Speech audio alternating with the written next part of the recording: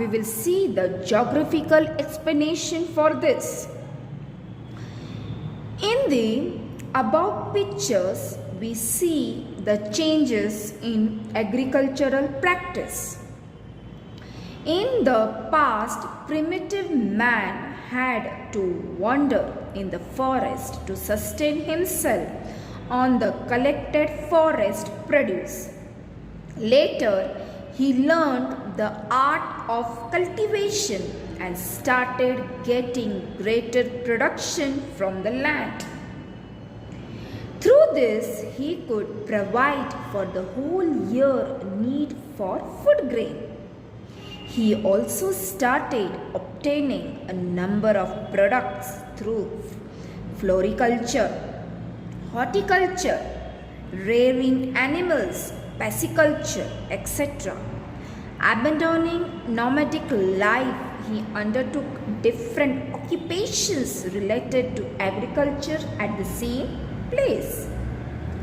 Now, let us get introduced to the different occupations that come under the scope of agriculture. We use the product of this occupation in our everyday life. These traditional occupations are aligned activities in agriculture. Now children, here they are telling us that, see, in animal husbandry. Now what is animal husbandry? I have told you, but again I am repeating it. Rearing different animals and obtaining various products from them for subsistence is a core of animal husbandry.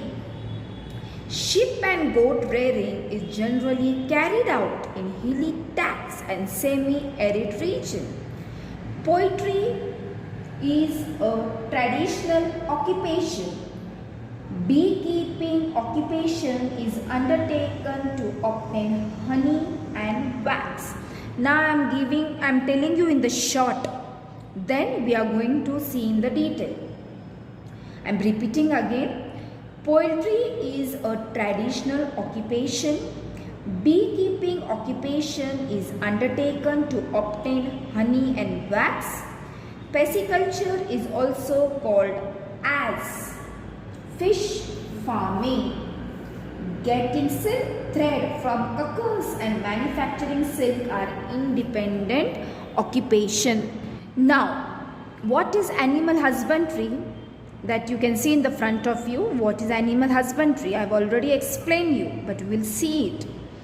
Rearing different animals and obtaining various products from them for subsistence is the core of animal husbandry. The dairy farming. What is a dairy farming? Cows, oxen, buffaloes, etc.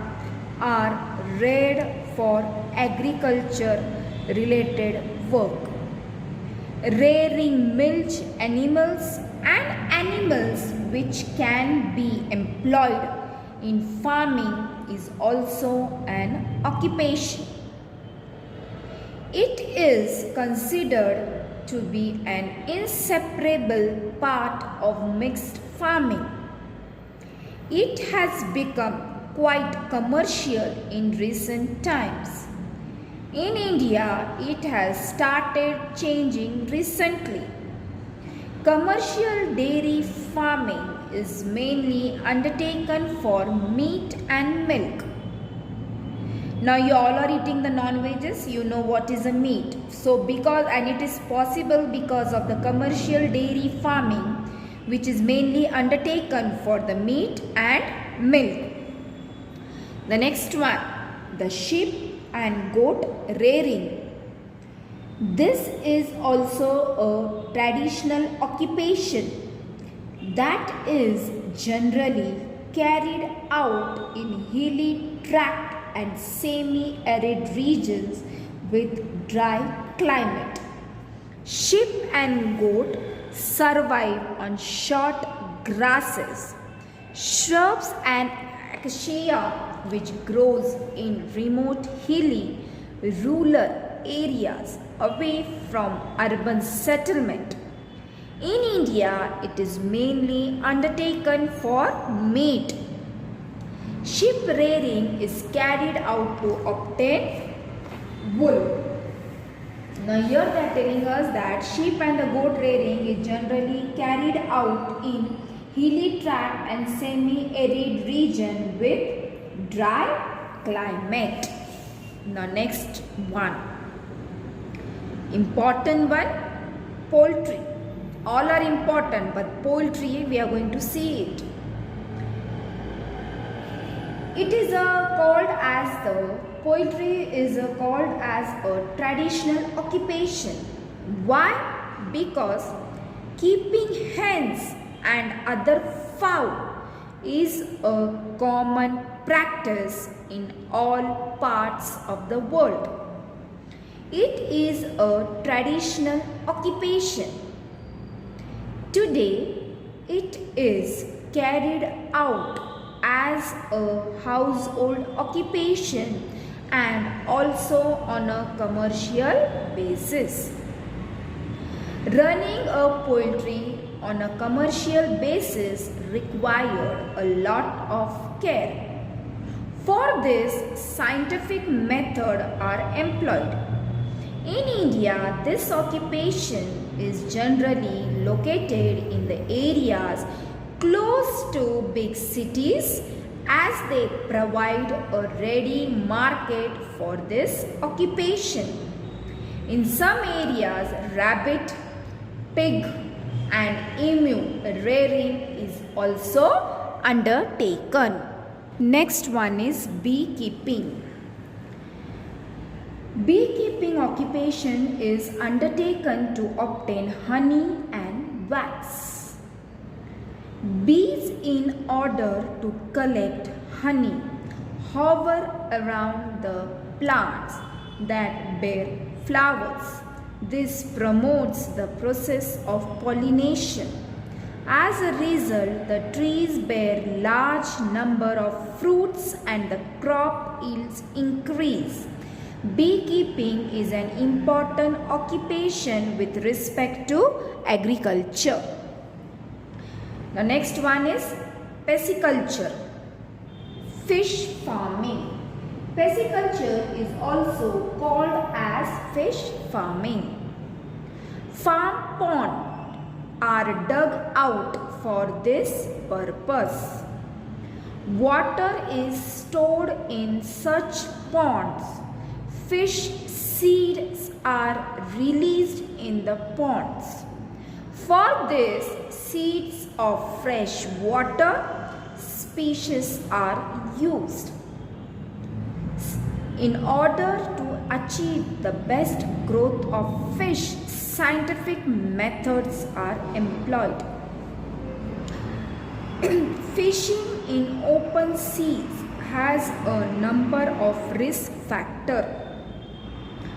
Different types of fish and other aquatic organisms get caught in the fishing nets. Separating them becomes a major task. All organisms do not fetch the same price. All these factors lead to the rearing of specific type of fish species separately. Pisciculture developed out of these efforts. Worm, roha, ravas, Indian salmon, Colombi prawns, etc. are reared in fish farm. You all must be eating this, children. You all must be knowing the name of this fish also. Now next one, we are going to start with sericulture. Now what is a sericulture? Silk thread is obtained from the cocoons of the silk moth. These threads are very fine and strong, and from this one can weave soft silk cloth. Getting silk thread form cocoons, and manufacturing silk cloth are independent occupations. They are not included in agriculture. Different organizations supply silk moth eggs to the farmers. Leaves of mulberry trees are the main food for these silkworms. Once planted, the mulberry trees survive for a minimum period of 15 years. Hence, the expenditure of planting the trees every year is saved. Now let us start with the next one, that is nursery. In the last few years, the area under floriculture, cultivation of medicinal and aromatic plants and horticulture has increased. These plantations required a high standard of seedling, cuttings, bulbs and seeds. This has led to the development of nurseries. Nurseries give good returns. Now, do you know? You should know this. Greenhouse farming. Greenhouse farming facilitates getting maximum product from the land. It can have a total control on natural factors like climate, heat, atmospheric moisture as well as soil moisture. It assists in getting maximum economic benefits. Greenhouse farming is highly specialized type of farming of the modern era. For erecting a greenhouse, galvanized iron pipe and plastic sheets are used. Its main aim is to control the pest attack by controlling water, light and temperature. Greenhouses are used on large scales for growing flowers like lily and gerbera to give maximum economic returns.